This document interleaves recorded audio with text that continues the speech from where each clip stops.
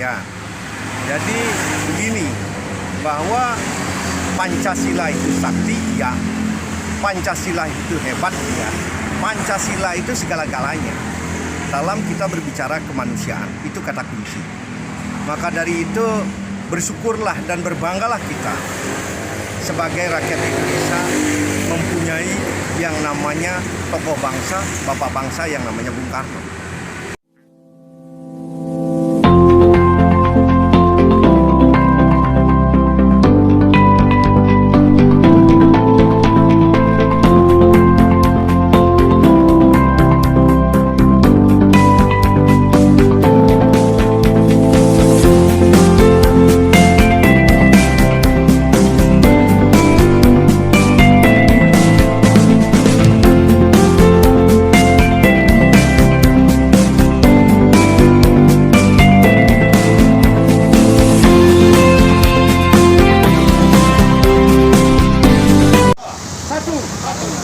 Ketuhanan yang Maha Esa.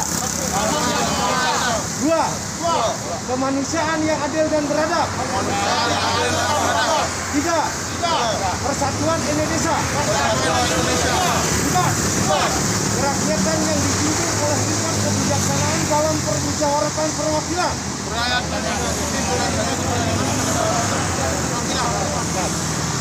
Lima.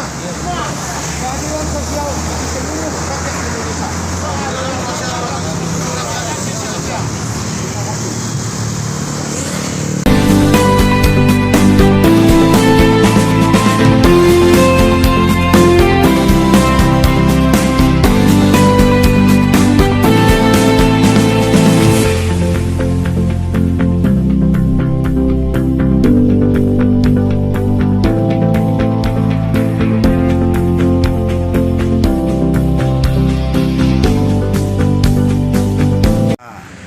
Ya, jadi begini, bahwa Pancasila itu sakti, ya.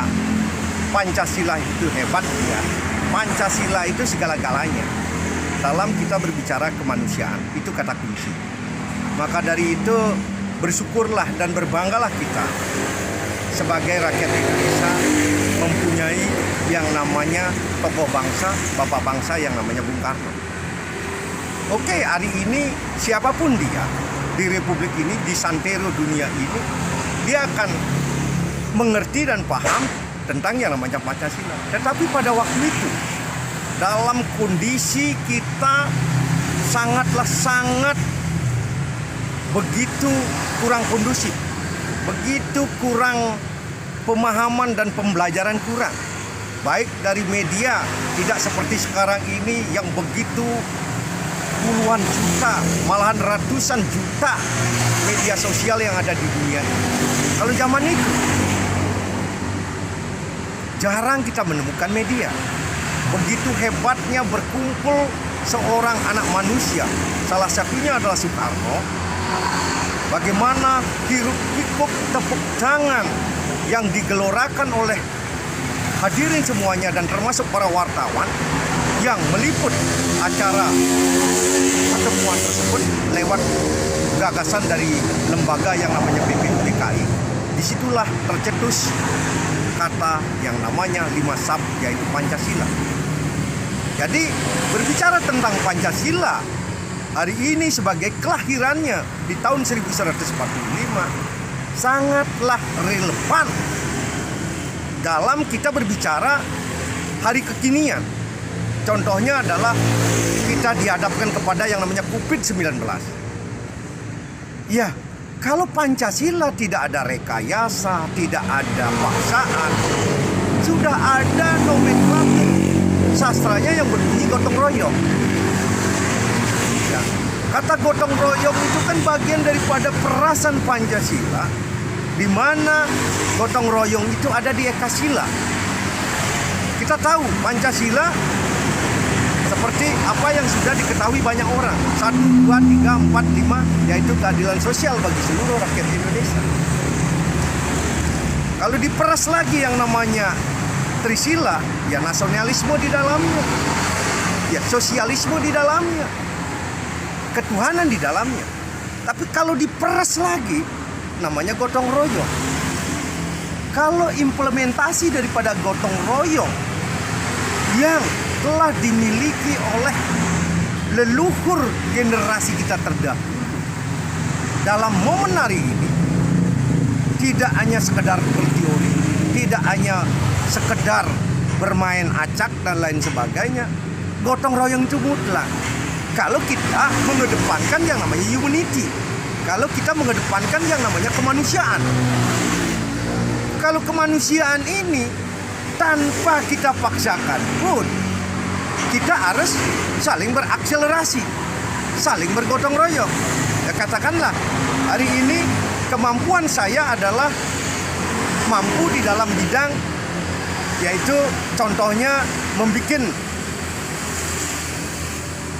baju modelnya, sandang papan pangan itu.